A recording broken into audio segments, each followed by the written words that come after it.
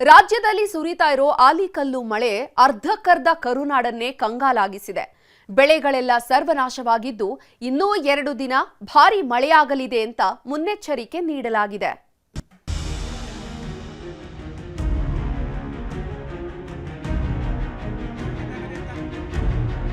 ಕರ್ನಾಟಕದಲ್ಲಿ ಮಾಯದ ಮಳೆಯ ಹೊಡೆತ ಶುರುವಾಗಿದೆ. 2-3 ದಿನದಿಂದ ಅಬ್ಬರಿಸುತ್ತಿರೋ ವರುಣದೇವ ಜನರ ಬದುಕನ್ನ ನೀರಾಬಟ್ಟೆ ಮಾಡ್ತಿದ್ದಾನೆ. ಸಂಜೆಯಾದ್ರೆ ಸಾಕು ಮಳೆ ರೂಪದ ಸುನಾಮಿ ಅಪ್ಪಳಿಸುವುದಕ್ಕೆ ಶುರುವಾಗ್ತಿದೆ. ಅರ್ಧಕ್ಕರ್ಧ ಕರುನಾಡಲ್ಲಿ ಆಲಿಕಲ್ಲಿನ ಮಳೆ ಅಪ್ಪಳಿಸುತ್ತಿದ್ದು ರೈತರು ಕಂಗಾಲಾಗಿ ಹೋಗಿದ್ದಾರೆ. ಸಾಲ ಸೋಲ ಮಾಡಿ ಬೆಳೆದಿದ್ದ ಬೆಳೆಗಳೆಲ್ಲ ನೆಲ ಕಚ್ಚಿದ್ದು ಮೊದಲ ಮಳೆಯೇ ಸಾವು ನೋವನ್ನ ಹೊತ್ತು ತರ್ತಿದೆ. ಆಲಿಕಲ್ಲು ಮಳೆಗೆ ತತ್ತರಿಸಿದ ಕರುನಾಡು. ವರುಣನ ಹೊಡೆತಕ್ಕೆ ಭತ್ತ, ಮೆಣಸು, ಸಜ್ಜೆ ನೀರು ಪಾಲು. ರಾಯಚೂರು ಜಿಲ್ಲೆಯ ದೇವದುರ್ಗ ತಾಲೂಕಿನ ಪರ್ತಾಪುರದಲ್ಲಿ ವರುಣದೇವ ಅವಾಂತರಗಳ ಸರಮಾಲೆಯನ್ನೇ ಸೃಷ್ಟಿಸಿದ್ದಾನೆ. ಸುಮಾರು 1 ಗಂಟೆಗೂ ಹೆಚ್ಚು ಕಾಲ ಸುರಿದ ಮಳೆಗೆ ಭತ್ತ, ಮೆಣಸು ಹಾಗೂ ಸಜ್ಜೆ ಬೆಳೆ ಸಂಪೂರ್ಣ ನೆಲಕಚ್ಚಿ ಹೋಗಿದೆ. ಒಂದೇ ಗ್ರಾಮದಲ್ಲೇ ಸರಿಸುಮಾರು 200ಕ್ಕೂ ಹೆಚ್ಚು ಎಕರೆ ಬೆಳೆ ನಾಶವಾಗಿದೆ. ಸಾಲ ಸೋಲ ಮಾಡಿ ಬೆಳೆದಿದ್ದ ಬೆಳೆ ಕಟಾವಿಗೆ ಬಂದಿತ್ತು. ಇಂತಹ ಹೊತ್ತಲ್ಲಿ ಹೀಗಾಯಿತು ಅಂತ ರೈತರು ಕಣ್ಣೀರಿಡ್ತಿದ್ದಾರೆ.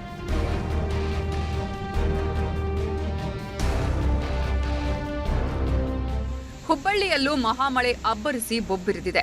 ಏಕಾಏಕಿ ಸುರಿದ ಮಳೆಗೆ ತೋಟಗಾರಿಕಾ ಬೆಳೆಗಳೆಲ್ಲ ಸಂಪೂರ್ಣ ಸರ್ವನಾಶವಾಗಿವೆ. ಕಲಘಟಕಿ ತಾಲೂಕಿನಾದ್ಯಂತ ಆಲಿಕಲ್ಲು ಮಳೆ ಸುರಿದಿದ್ದು ಮಾವು, ಬಾಳೆ, ತರಕಾರಿ, ಕಬ್ಬು, ಸೋಯಾಬೀನ್ ಹಾಗೂ ಗೋವಿನ ಜೋಳ ನೆಲಕಚ್ಚಿ ಹೋಗಿದೆ. ಹೀಗಾಗಿ ಕಂದಾಯ ಇಲಾಖೆ ಅಧಿಕಾರಿಗಳ ಜೊತೆ ಕೃಷಿ ಮತ್ತು ತೋಟಗಾರಿಕೆ ಇಲಾಖೆ ಅಧಿಕಾರಿಗಳು ಸಮೀಕ್ಷೆ ಪ್ರಾರಂಭಿಸಿದ್ದಾರೆ.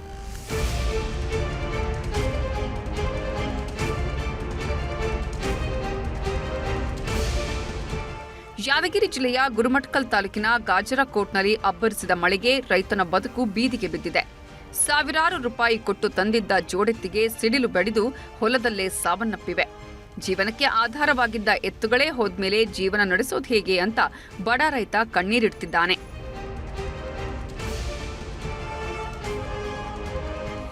ಕೊಪ್ಪಳ ಜಿಲ್ಲೆಯ ಕುಕನೂರು ತಾಲೂಕಿನಲ್ಲಿ ಭಾರೀ ಮಳೆ ಸುರಿದಿದೆ. ಸುಮಾರು ಅರ್ಧ ಗಂಟೆಗೂ ಹೆಚ್ಚು ಕಾಲ ಸುರಿದ ಬಿರುಗಾಳಿ ಮಳೆಗೆ ಅವಾಂತರದ ಸರಮಾಲೆಯೇ ಸೃಷ್ಟಿಯಾಗಿದೆ. ಎರೆಹಂಚಿನಾಳ ಗ್ರಾಮದಲ್ಲಿ ಮನೆಯ ಮೇಲ್ಛಾವಣಿ ಕುಸಿದು ಅದೃಷ್ಟವಶಾತ್ ಮನೆಯಲ್ಲಿದ್ದವರು ಕೂದಲೆಳೆ ಅಂತರದಲ್ಲಿ ಪಾರಾಗಿದ್ದಾರೆ. ಬಿಟ್ಟು ಬಿಡದೆ ಸುರಿದ ಮಳೆಗೆ ದವಸ ಧಾನ್ಯಗಳೆಲ್ಲ ಮಣ್ಣು ಪಾಲಾಗಿದ್ದು ಹಲವು ಮನೆಗಳಿಗೂ ನೀರು ನುಗ್ಗಿದೆ.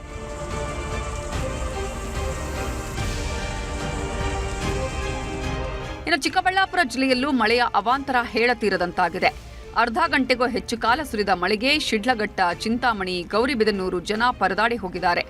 ಏಕಾಏಕಿ ಸುರಿದ ಆಲಿಕಲ್ಲು ಮಳೆ ರೈತರ ಬದುಕನ್ನ ಸರ್ವನಾಶ ಮಾಡಿದೆ.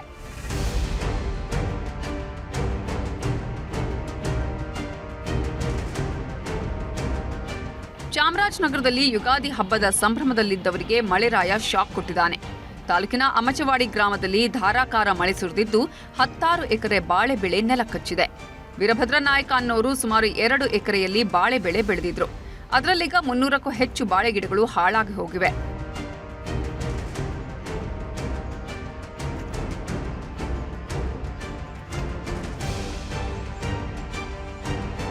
ಚಾಮರಾಜನಗರದ ಕಡುವಿನಕಟ್ಟೆಯಲ್ಲೂ ವರುಣದೇವ 10 ಅವಾಂತರಗಳನ್ನು ಸೃಷ್ಟಿ ಮಾಡಿದ್ದಾನೆ. ರಾತ್ರಿ ಸುರಿದ ಮಳೆಗೆ 1.5 ಎಕರೆಯಲ್ಲಿ ಬೆಳೆದಿದ್ದ ಬಾಳೆ ಬೆಳೆ ನೆಲಕಚ್ಚಿ ಹೋಗಿದೆ. ಹೀಗಾಗಿ ದಿಕ್ಕು ಕಾಣದಂತಾದಂತಹ ರೈತರು ಸರ್ಕಾರದ ಕಡೆಗೆ ಪರಿಹಾರಕ್ಕೆ ಕೈ ಚಾಚಿದ್ದಾರೆ. ಮೈಸೂರಲ್ಲೂ ಮಹಾಮಳೆಯಾಗ್ತಿದೆ. ರಾತ್ರಿ ಸುರಿದ ಮಳೆಗೆ ಹುಣಸೂರು ತಾಲೂಕಿನ ಜನ ಕಂಗಾಲಾಗಿ ಹೋಗಿದ್ದಾರೆ. ಯಾಕಂದ್ರೆ ಹಿಂದೆಂದೂ ಕಾಣದಷ್ಟು ದೊಡ್ಡದಾದ ಆಲಿಕಲ್ಲುಗಳು ಬಿದ್ದಿವೆ. ಹೆಗ್ಗಂದೂರು ಗ್ರಾಮದ ರೈತ ಚಂದ್ರಪ್ಪಗೆ ಸೇರಿದ ಅಪಾರ ಪ್ರಮಾಣದ ತಂಬಾಕು ಸಸಿ ನಾಶವಾಗಿದ್ದು ಬೆಳಗಾದರೂ ಕೂಡ ರಸ್ತೆ ಪಕ್ಕದಲ್ಲಿ ಬಿದ್ದಿದ್ದ ಆಲಿಕಲ್ಲುಗಳು ಕರಗಿಲ್ಲ. ಶಿವಮೊಗ್ಗದಲ್ಲೂ ಮಳೆಯ ಅಬ್ಬರ ಹೇಳತೀರದಾಗಿದೆ. ಜಿಲ್ಲೆಯ ಹಲವು ಭಾಗಗಳಲ್ಲಿ ಭಾರೀ ಮಳೆಯಾಗ್ತಿದ್ದು ಗಾಳಿಯ ಹೊಡೆತಕ್ಕೆ ಮನೆಯ ಮೇಲ್ಛಾವಣಿಗಳೇ ಹಾರಿ ಹೋಗಿವೆ. ಮನೆಯ ಹೆಂಚುಗಳೆಲ್ಲ ದಿಕ್ಕಾಪಾಲಾಗಿದ್ದರಿಂದ ಮಳೆಯ ನೀರೆಲ್ಲ ಮನೆ ತುಂಬಿಕೊಂಡಿದೆ. ಗೋಪಾಲಗೌಡ ಬಡಾವಣೆಯಲ್ಲಿ ಬಿ ಬ್ಲಾಕ್ನಲ್ಲಿದ್ದ 25ಕ್ಕೂ ಹೆಚ್ಚು ಮನೆಗಳಿಗೆ ರಾಜಕಾಲುವೆ ನೀರೇ ನುಗ್ಗಿದೆ. ಹೀಗಾಗಿ ರಾತ್ರಿಯಿಡೀ ಜನ ಜಾಗರಣೆ ಮಾಡಿದ್ದಾರೆ.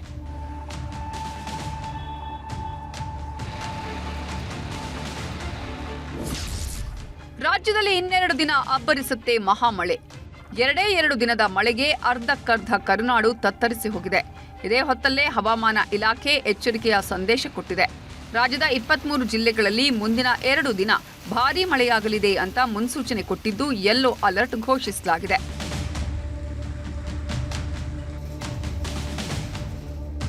ಒಟ್ನಲ್ಲಿ ಕರುನಾಡಲ್ಲಿ ಅಕಾಲಿಕ ಮಳೆಯ ಅಬ್ಬರ ಜೋರಾಗಿದ್ದು ಕಟಾವಿಗೆ ಬಂದ ಬೆಳೆಗಳನ್ನು ಕಳ್ಕೊಂಡ ರೈತರು ಕಣ್ಣೀರಿಡುತ್ತಿದ್ದಾರೆ. Bureau report, news 18. ಇಸ್ರೇಲ್ ಹಾಗೂ ಇರಾನ್ ನಡುವಿನ ಯುದ್ಧಕ್ಕೆ ಇಡೀ ವಿಶ್ವವೇ ತಲ್ಲಣಿಸಿ ಹೋಗ್ತಾ ಇದೆ. ಕರುನಾಡಲ್ಲಿ ಗ್ಯಾಸ್ ಗಂಡಾಂತರ ಶುರುವಾಗಿದ್ದು ಹಬ್ಬದ ದಿನವೂ ಜನ ಪರದಾಡಿದ್ದಾರೆ. ಇದೇ ಹೊತ್ತಲ್ಲೇ ಜಗತ್ತಿನ ಅತಿದೊಡ್ಡ LPG ಘಟಕಕ್ಕೆ ಇಸ್ರೇಲ್ ಬೆಂಕಿ ಇಟ್ಟಿದೆ.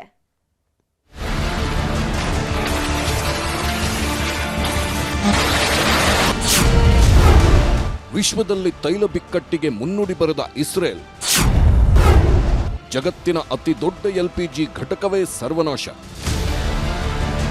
ಭಾರತ ಸೇರಿದಂತೆ ಪಶ್ಚಿಮ ಏಷ್ಯಾ ದೇಶಗಳಲ್ಲಿ ಗ್ಯಾಸ್ ಸಿಲಿಂಡರ್ಗಾಗಿ ಜನ ಪಡಬಾರದ ಪಾಡು ಪಡುತ್ತಿರೋ ಹೊತ್ತಲ್ಲೇ ಕೊಲ್ಲಿ ಕಾಳಗದಲ್ಲಿ ಜಗತ್ತಿನ ಅತಿ ದೊಡ್ಡ LNG ಘಟಕಕ್ಕೆ ಇಸ್ರೇಲ್ ಬಾಂಬ್ ಹಾಕಿ ಸರ್ವನಾಶ ಮಾಡಿದೆ. ಇಡೀ ಯುರೋಪ್ ದೇಶಗಳ ಮನೆ ಮನೆಗೂ LNG ಸಿಲಿಂಡರ್ ಪೂರೈಸುತ್ತಿದ್ದ ಅತಿ ದೊಡ್ಡ ಘಟಕಕ್ಕೆ ಇಸ್ರೇಲ್ ಕ್ಷಿಪಣಿ ಅಪ್ಪಳಿಸಿದೆ. ವಿಶ್ವದ ಅತಿ ದೊಡ್ಡ ನೈಸರ್ಗಿಕ ಅನಿಲ ನಿಕ್ಷೇಪವಾದ ಸೌತ್ ಪಾರ್ಸ್ ದ್ರವೀಕೃತ ನೈಸರ್ಗಿಕ ಅನಿಲ ಸ್ಥಾವರ ಈಗ ಹೊತ್ತಿ ಉರಿಯುತ್ತಿದೆ. ಹೇಳಿ ಕೇಳಿ ಕತಾರ್ ಇಸ್ರೇಲ್ಗೆ ಮಿತ್ರ ರಾಷ್ಟ್ರ. ಇರಾನ್ ಮೇಲಿನ ಕೋಪಕ್ಕೆ ಮಿತ್ರನ ಮೇಲೆ ಇಸ್ರೇಲ್ ಕ್ಷಿಪಣಿ ಹಾಕಿ ದೊಡ್ಡ ಎಡವಟ್ಟು ಮಾಡಿದ್ದು ಒಂದು ಕಡೆಯಾದ್ರೆ, ಇನ್ನೊಂದು ಕಡೆ ಅರ್ಧ ಜಗತ್ತಿಗೆ ಈಗ ಗ್ಯಾಸ್ ಪೂರೈಕೆಯ ಬಿಕ್ಕಟ್ಟು ಸೃಷ್ಟಿಯಾಗಿದೆ.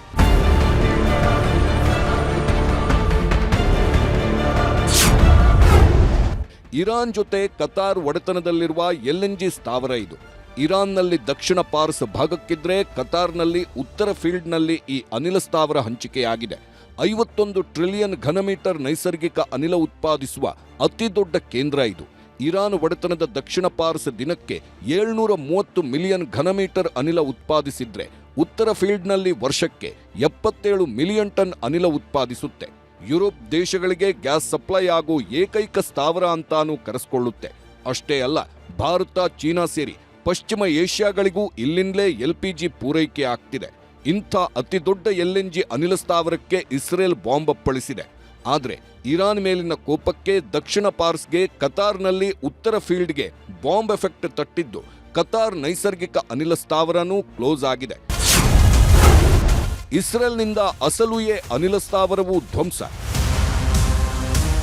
ಬರೀ ದಕ್ಷಿಣ ಪಾರ್ಸ್ ಕ್ಷೇತ್ರದಲ್ಲಷ್ಟೇ ಅಲ್ಲ, ಇರಾನ್ನ ಪ್ರಮುಖ ಇಂಧನ ಕೇಂದ್ರವಾಗಿರುವ ಬುಷೆಹರ್ನಲ್ಲಿರುವ ಇರಾನ್ನ ಅಸಲುಯೇ ಅನಿಲ ಸೌಲಭ್ಯಗಳ ಮೇಲೆ ದಾಳಿಯಾಗಿದೆ. ಇಡೀ ಅಸಲುಯೇ ತೈಲ ಘಟಕವೇ ಬೂದಿಯಾಗಿ ಹೋಗಿದೆ. ಇಸ್ರೇಲ್ ದಾಳಿಗೆ ಕೆರಳಿರುವ ಇರಾನ್ ಕತಾರ್ನಲ್ಲಿರುವ ರಾಸ್ ಲಫಾನ್ ಮೇಲೆ ದಾಳಿ ಮಾಡಿದೆ. ಈ ಹಿಂದೆಯೂ ಇದೇ ರಾಸ್ ಲಫಾನ್ ಅನಿಲ ಸ್ಥಾವರಕ್ಕೆ ಇರಾನ್ ಡ್ರೋನ್ ಬಾಂಬ್ ಹಾಕಿತ್ತು. ಆದರೆ ಅದು ಸಣ್ಣ ಮಟ್ಟದಲ್ಲಿತ್ತು. ಈಗ ದೊಡ್ಡ ಬಾಂಬ್ ಹಾಕಿದ್ದು ರಾಸ್ ಲಫಾನ್ ಘಟಕವೇ ಬಂದಾಗಿದೆ. ಇರಾನ್ ದೇಶವನ್ನ ನೆಲಸಮ ಮಾಡ್ತೀನಿ ಅಂತ ಟ್ರಂಪ್ ಹಠಕ್ಕೆ ಬಿದ್ದು ಯುದ್ಧ ಶುರು ಮಾಡಿದ್ರು. ಆದರೆ ಯುದ್ಧದಿಂದ ಇಡೀ ಜಗತ್ತಿಗೆ ತೈಲ ಬಾಂಬ್ ಬಿದ್ದಿದೆ. LPG ಸಿಲಿಂಡರ್ಗಳ ಪೂರೈಕೆ ಆಗದೆ ಜಗತ್ತಿನಲ್ಲೇ ಅಲ್ಲೋಲ ಕಲ್ಲೋಲ ಸೃಷ್ಟಿ ಆಗ್ತಿದೆ. ಇಂಥ ಹೊತ್ತಲ್ಲಿ ನೈಸರ್ಗಿಕ ಅನಿಲ ಘಟಕಕ್ಕೆ ಇಸ್ರೇಲ್ ಬಾಂಬ್ ಹಾಕಿದ್ದಕ್ಕೆ ಸಿಟ್ಟಾಗಿದ್ದಾರೆ. ಇನ್ನೊಂದು ಕಡೆ ಇರಾನ್ಗೂ ತಮ್ಮ ಸೋಷಿಯಲ್ ಟ್ರುತ್ ಖಾತೆಯಲ್ಲಿ ಎಚ್ಚರಿಕೆ ಸಂದೇಶ ಕೊಟ್ಟಿದ್ದಾರೆ. 20ನೇ ದಿನ ಯುದ್ಧದಲ್ಲಿ ಕೊಲ್ಲಿ ರಾಷ್ಟ್ರಗಳ ಕಾಳಗದಲ್ಲಿ ತೈಲ ಘಟಕಗಳು, ಅನಿಲ ಸ್ಥಾವರಗಳೇ ಸರ್ವನಾಶ ಆಗ್ತಿದೆ. ನೀವು ದಾಳಿ ಮಾಡಿದ್ರೆ ನಾವು ತೈಲ ಘಟಕಗಳನ್ನು ಸ್ಫೋಟಿಸ್ತೀವಿ ಅಂತ ಟ್ರಂಪ್ ಹೇಳುತ್ತಿದ್ದಾರೆ. ಟ್ರಂಪ್ ಸಂದೇಶ ಕೊಟ್ಟ ಕೆಲವೇ ಗಂಟೆಗಳಲ್ಲಿ ಇರಾನ್ ಸೇನಾ ವಕ್ತಾರ ನಿಮ್ಮ ಇಂಧನ ಪೂರೈಕೆ ಜಾಗಗಳು ಉಳಿಯಲ್ಲ ಅಂತ ಎಚ್ಚರಿಕೆ ನೀಡಿದ್ದಾರೆ. ಇರಾನ್ ಬಿಟ್ಟು ಹೋಗದಿದ್ರೆ ಅಮೆರಿಕ ಸಾವನ್ನ ನೋಡುತ್ತೆ ಅಂತ ಇರಾನ್ ಸೇನಾ ವಕ್ತಾರ ಎಚ್ಚರಿಕೆ ಕೊಟ್ಟಿದ್ದಾರೆ. ಇದರಿಂದ ಇನ್ನಷ್ಟು ಕೆರಳಿರುವ ಅಮೆರಿಕ ಸೇನೆ ಮತ್ತು ಇಸ್ರೇಲ್ ಸೇನೆ ಇರಾನ್ನ ಪ್ರಮುಖ ಕ್ಯಾಂಪ್ಗಳನ್ನು ಉಡಾಯಿಸುತ್ತಿದೆ. ಇನ್ನೊಂದು ಕಡೆ ಇರಾನ್ ಸದ್ದಿಲ್ಲದೆ ನ್ಯೂಕ್ಲಿಯರ್ ಬಾಂಬ್ ಟೆಸ್ಟಿಂಗ್ ಶುರು ಮಾಡಿದೆ ಅಂತ ಸುದ್ದಿ ಹರಿದಾಡುತ್ತಿದೆ. ಯಾಕಂದ್ರೆ ಅಫ್ಘಾನಿಸ್ತಾನ ಪ್ರಧಾನಮಂತ್ರಿ ಅನ್ನೋ ಹೆಸರಿನ ಎಕ್ಸ್ ಖಾತೆಯಲ್ಲಿ ಇರಾನ್ ಭೂಮಿಯೇ ನಡುಗುತ್ತಿರುವ ವಿಡಿಯೋ ವೈರಲ್ ಆಗಿದೆ. ಹರ್ಮುಜ್ನಲ್ಲಿ ಭಾರತದ ಹಡಗುಗಳ ಲಂಗರು. ಭಾರತಕ್ಕೆ ಗ್ಯಾಸ್ ಟ್ರಬಲ್ ಶುರುವಾಗುತ್ತಾ? ದೇಶದಲ್ಲಿ ಈಗಾಗಲೇ ಗ್ಯಾಸ್ ಸಮಸ್ಯೆ ಮಿತಿಮೀರಿದೆ. ಈ ಹೊತ್ತಲ್ಲೇ ಭಾರತಕ್ಕೆ ಮತ್ತೊಂದು ಸಂಕಷ್ಟ ಎದುರಾಗಿದೆ. ಭಾರತಕ್ಕೆ LPG ರಫ್ತು ಮಾಡುತ್ತಿದ್ದ ಕತಾರ್ ಮೇಲೆ ಇರಾನ್ ದಾಳಿ ಮಾಡಿದ್ದು ರಾಸ್ ಲಫಾನ್ ಅನಿಲ ಘಟಕ ಹೊತ್ತಿ ಉರಿದಿದೆ. ವಿಶ್ವದ ಅತಿ ದೊಡ್ಡ LNG ಉತ್ಪಾದನಾ ಕೇಂದ್ರದ ಮೇಲೆ ದಾಳಿ ಮಾಡಿರುವ ಕಾರಣಕ್ಕೆ ಭಾರತಕ್ಕೆ ದೊಡ್ಡ ಹೊಡೆತ ಬೀಳುವ ಲಕ್ಷಣಗಳು ಗೋಚರಿಸುತ್ತಿವೆ. ಯುಗಾದಿ ಹೋಳಿಗೆ ಊಟಕ್ಕೂ ಗ್ಯಾಸ್ ಟ್ರಬಲ್. ಸೌದೆ ಒಲೆಯಲ್ಲಿ ಹೋಳಿಗೆ ಮಾಡಿ ಊಟ. ಕಮರ್ಷಿಯಲ್ ಗ್ಯಾಸ್ ಸಿಗದ ಕಾರಣಕ್ಕೆ ಬೆಂಗಳೂರಿನ ಹಲವು ಹೋಟೆಲ್ಗಳಲ್ಲಿ ಸೌದೆ ಒಲೆ ಬಳಕೆ ಮಾಡಲಾಗ್ತಿದೆ. ವಿದ್ಯಾರ್ಥಿ ಭವನದಲ್ಲಿ ಸೌದೆ ಒಲೆಯಲ್ಲಿ ದೋಸೆ ಪೂರಿ ಮಾಡಿಕೊಂಡು ಎಲೆಕ್ಟ್ರಿಕಲ್ ಸ್ಟವ್ನಲ್ಲಿ ವಡೆ ತಯಾರಿಸಲಾಗ್ತಿದೆ. ಯುಗಾದಿ ಹಬ್ಬ ಫಸ್ಟ್ ಸಿಲಿಂಡರ್ಗೆ ಸೌದೆ ಒಲೆಗೆ ಎಲ್ಲ ಪೂಜೆ ಮಾಡಿದ್ವಿ. ಯಾಕಂದರೆ ಇವಾಗ ಅದೇ ನಮಗೆ ದೇವರು, ಅದರಿಂದನೇ ಮುನ್ನಡೆಸ್ತಾ ಇರೋದು. ಸೊ ಈಗ ಪರ್ಯಾಯ ವ್ಯವಸ್ಥೆ ಮಾಡ್ಕೊಂಡಿದ್ದೀವಿ. ಬರೀ LPG ಒಂದೇ ನಂಬಲಿಲ್ಲ. ಮುಂಚೆ ಎಲ್ಲ ಬರೀ LPG ಇತ್ತು. ಈಗ ಇಂಡಕ್ಷನ್ ಸ್ಟವ್ ಹಾಕಿದ್ದೀವಿ. ಒಂದು ದೋಸೆ ಒಲೆನ ಸೌದೆ ಒಲೆ ಕನ್ವರ್ಟ್ ಮಾಡಿದ್ದೀವಿ. ಈಗ ಎರಡು ದಿವಸದಿಂದ ಜನಗಳದ್ದು ಫೀಡ್ಬ್ಯಾಕು ತುಂಬ ಚೆನ್ನಾಗಿದೆ ಅಂತಲೇ ಇದೆ ಸೌದೆ ಒಲೆ ದೋಸೆ. ಮುಂದೆ ಪ್ರತಿದಿನ ಮಾಡಲಿಕ್ಕೆ ವಿ ಕೆನಾಟ್ ಗ್ಯಾರಂಟಿ, ಬಿಕಾಸ್ ಸೌದೆ ಅವೈಲಬಿಲಿಟಿ ಅದು ಮಾಡೋದು ಕಷ್ಟ. ಮತ್ತೆ ಮಲ್ಲೇಶ್ವರಂನ ಬೈಟು ಕೆಫೆ ಟೆಂಪಲ್ ಮಿಲ್ಸ್ನಲ್ಲೂ ಯುಗಾದಿ ಹೋಳಿಗೆ ಊಟಕ್ಕಾಗಿ ಜನರು ಗಂಟೆಗಟ್ಟಲೆ ಕಾದು ಕೂತಿದ್ದರು. ಸೌದೆ ಒಲೆಯಲ್ಲೇ ಎಲ್ಲರಿಗೂ ಅಡುಗೆ ಮಾಡಿಕೊಡಲಾಯಿತು. ಹೀಗೆ ಎಲ್ಲ ಕಡೆಗಳಲ್ಲೂ ಸೌದೆ ಒಲೆಯಲ್ಲೇ ಅಡುಗೆ ಮಾಡುತ್ತಿರುವ ಕಾರಣಕ್ಕೆ ಸೌದೆ ರೇಟ್ ಕೂಡ ಸಹಜವಾಗೇ ಏರಿಕೆಯಾಗಿದೆ. 1 ಕ್ವಿಂಟಾಲ್ ಸೌದೆಗೆ ಬರೋಬ್ಬರಿ 900 ರೂಪಾಯಿ ಕೊಡಬೇಕು. ಗ್ಯಾಸ್ ಸಮಸ್ಯೆಗೂ ಮೊದಲು ಕ್ವಿಂಟಾಲ್ಗೆ 300 ರೂಪಾಯಿ ಇದ್ದ ಬೆಲೆ ಈಗ ಏಕಾಏಕಿ ದುಪ್ಪಟ್ಟಲ್ಲ 3 ಪಟ್ಟು ಹೆಚ್ಚಾಗಿದೆ.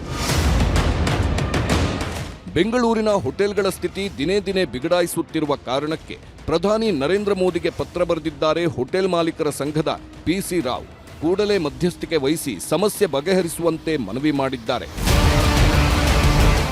ಈ ಮಧ್ಯೆ ಗ್ಯಾಸ್ ಸಮಸ್ಯೆ ರಾಜ್ಯದುದ್ದಕ್ಕೂ ಈಗಲೂ ಕಾಣುತ್ತಲೇ ಇದೆ. ಕಲಬುರಗಿಯಲ್ಲಿ ಸಿಲಿಂಡರ್ ಸಿಗದೆ ಸಾರ್ವಜನಿಕರು ಪರದಾಡುತ್ತಿದ್ದಾರೆ.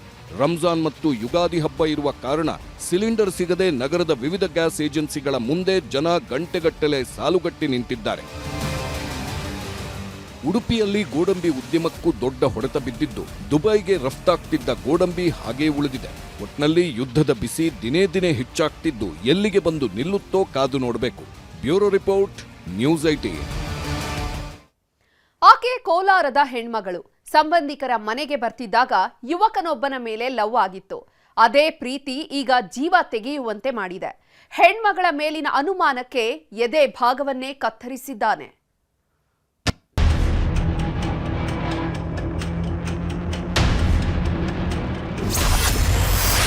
ಅಪ್ರಾಪ್ತೆ ಮೇಲೆ ಅನುಮಾನ, ಕತ್ತರಿಸಿದ ಎದೆ ಭಾಗ.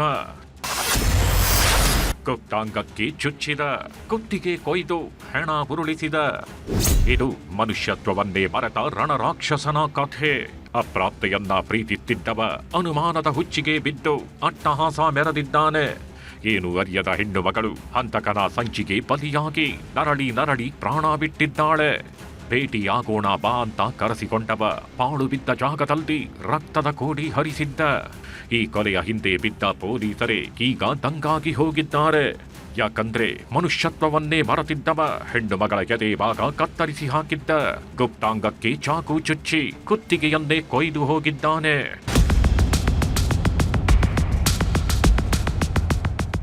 ಬೆಂಗಳೂರಿನ ಡಿಜೆ ಹಳ್ಳಿಯಲ್ಲಿ ನಡೆದ ಅಪ್ರಾಪ್ತ ಬಾಲಕಿಯ ಕೊಲೆ ಕೇಸ್ 16 ತಿರುವು ಪಡೆಯುತ್ತಿದೆ.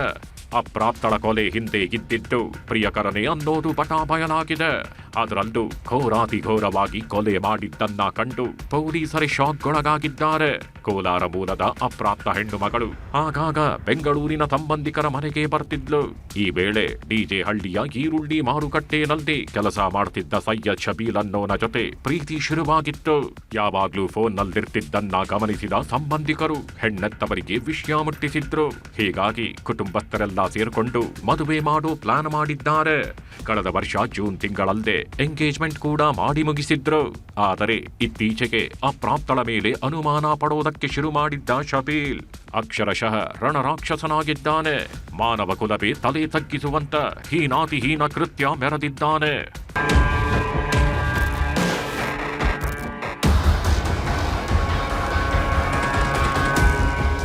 ಅಪ್ರಾಪ್ತೆಯ ಮೇಲೆ ಅನುಮಾನ ಪಡೋದಕ್ಕೆ ಶುರು ಮಾಡಿದ್ದ ಶಬೀಲ್ ತನ್ನ ಪ್ರೇಯಸಿಯನ್ನೇ ಮುಗಿಸೋ ಸ್ಕೆಚ್ ಹಾಕಿದ್ದಾನೆ. ಹೀಗಾಗಿ ತಾವು ಯಾವಾಗ್ಲೂ ಭೇಟಿಯಾಗ್ತಿದ್ದ ಸಕ್ಕರೆ ಮಂಡಿ ಬಳಿಯ ಪಾಳು ಬಿದ್ದ ಜಾಗಕ್ಕೆ ಬರೋದಕ್ಕೆ ಹೇಳಿದ್ದಾನೆ. ಈತನ ಸಂಚು ಅರಿಯದ ಹೆಣ್ಣು ಮಗಳು ಕಳೆದ ಮಂಗಳವಾರ ಪ್ರಿಯಕರನ ಭೇಟಿಗೆ ಬಂದಿದ್ದಾಳೆ. ಬೆಳಗ್ಗೆ 6 ಗಂಟೆಗೆ ಮನೆ ಬಿಟ್ಟವಳು 10:30 ವಾಪಸ್ ಬಂದಿರಲಿಲ್ಲ. ಫೋನ್ ಬೇರೆ ಮನೆಯಲ್ಲೇ ಬಿಟ್ಟು ಹೋಗಿದ್ಲು. ಹೀಗಾಗಿ ಹುಡುಕೋದಕ್ಕೆ ಶುರು ಮಾಡಿದ್ದಾರೆ. ಶಬೀಲ್ಗೆ ಕರೆ ಮಾಡಿದ್ರೆ ಆತನು ಸಂಪರ್ಕಕ್ಕೆ ಸಿಕ್ಕಿರ್ಲಿಲ್ಲ. ಕೊನೆಗೆ ಆತನ ಮನೆ ಬಳಿ ಹೋಗಿ ವಿಚಾರಿಸಿದಾಗ ಇವರಿಬ್ಬರು ಭೇಟಿಯಾಗ್ತಿದ್ದ ಜಾಗದ ಬಗ್ಗೆ ಹೇಳಿದ್ದಾರೆ. ಸೀದಾ ಅಲ್ಲಿಗೆ ಹೋಗಿ ನೋಡ್ತಿದ್ದಂತೆ ರಕ್ತದ ಕೋಡಿಯೇ ಹರಿದಿತ್ತು. ಹೆಣ್ಣು ಮಗಳ ಎದೆ ಭಾಗವನ್ನೇ ಕತ್ತರಿಸಿ ಪಾಪಿ ಗುಪ್ತಾಂಗಕ್ಕೆ ಚಾಕು ಚುಚ್ಚಿದ್ದ. ಅಷ್ಟೇ ಅಲ್ಲ, ಇಡೀ ದೇಹವನ್ನೇ ಗಾಯಗೊಳಿಸಿದವ ಕತ್ತು ಕೊಯ್ದು ಎಸ್ಕೇಪ್ ಆಗಿದ್ದಾನೆ. ಹೆಣ್ಣು ಮಗಳ ಹೆಣ ಉರುಳಿಸಿ ಹೋದವ ಯಾರ ಕೈಗೂ ಸಿಗದಂತೆ ಕಣ್ಮರೆಯಾಗಿದ್ದಾನೆ. ಈತನ ಹಿಂದೆ ಬಿದ್ದ ಪೊಲೀಸರು ಮೂಲೆ ಮೂಲೆ ಜಾಲಾಡ್ತಿದ್ದು ಹಂತಕನ ಬೇಟೆಗಿಳಿದಿದ್ದಾರೆ. ಒಟ್ನಲ್ಲಿ ಎಳೆ ವಯಸ್ಸಲ್ಲಿ ಶುರುವಾದ ಪ್ರೀತಿ ಪ್ರಿಯಕರನ ಕೈಯಲ್ಲಿ ದುರಂತ ಅಂತ್ಯ ಕಾಣುವಂತೆ ಮಾಡಿದೆ. Manjunath N, crime bureau, news 18 Bengaluru. ಮಗ ತಪ್ಪು ಮಾಡಿದ್ರೆ ಅಪ್ಪ ಅನಿಸಿಕೊಂಡವ ತಿದ್ದಿ ಬುದ್ಧಿ ಹೇಳಬೇಕು. ಆದ್ರೆ ಇಲ್ಲೊಬ್ಬ ತಂದೆ ಮಗನನ್ನ ಕೆಲಸದಿಂದ ತೆಗೆದ್ರು ಅಂತ ಮಗನ ಜೊತೆ ಸೇರ್ಕೊಂಡು ಮಾಲೀಕನ ಅಂಗಡಿಯನ್ನೇ ದೋಚಿದ್ದಾರೆ.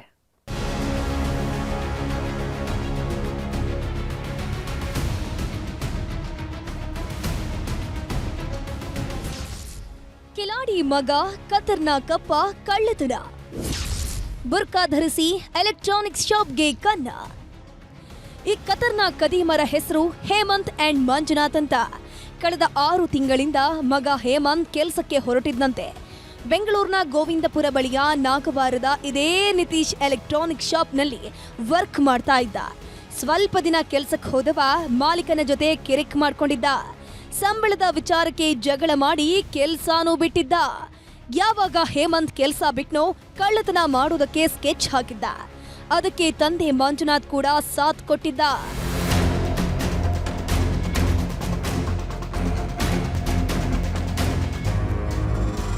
ತನ್ನ ಅಡ್ನಾಡಿ ಕೆಲಸಕ್ಕೆ ತಂದೆ ಕೈ ಜೋಡಿಸ್ತಿದ್ದಂತೆ ಹೇಮಂತ್ ಖತರ್ನಾಕ್ ಪ್ಲಾನ್ ಮಾಡಿದ್ದ. ಕಿರಿಕ್ ಮಾಡಿದ್ದ ಮಾಲೀಕನಿಗೆ ಬುದ್ಧಿ ಕಲಿಸ್ತೀನಿ ಅಂತ ಹಠಕ್ ಬಿದ್ದಿದ್ದ. ಹೀಗಾಗಿ ತಾನು ಕೆಲಸಕ್ಕಿದ್ದ ಎಲೆಕ್ಟ್ರಾನಿಕ್ ಶಾಪ್ ದೋಚೋದಕ್ಕೆ ಮುಂದಾಗಿದ್ದ. ಈ ಮಧ್ಯೆ ಪೊಲೀಸರ ಕೈಗೆ ಸಿಕ್ಕಿ ಬೀಳೋ ಭಯ ಕೂಡ ಶುರುವಾಗಿತ್ತು. ಹೀಗಾಗಿ ಬುರ್ಕಾ ಧರಿಸಿ ಕಳ್ಳತನಕ್ಕೆ ಹೋದ್ರೆ ಪೊಲೀಸರು ಗೊತ್ತಾಗೋದಿಲ್ಲ. ಯಾರೋ ಹೆಣ್ಮಕ್ಳು ಅಂಗಡಿಗೆ ನುಗ್ಗಿದ್ದಾರೆ ಅಂತ ಅನ್ಕೊಳ್ತಾರೆ. ಆಗ ನಾವು ಸೇಫ್ ಆಗಬಹುದು ಅಂತ ತಂದೆ ಮಗ ಪ್ಲಾನ್ ಮಾಡಿದ್ರು.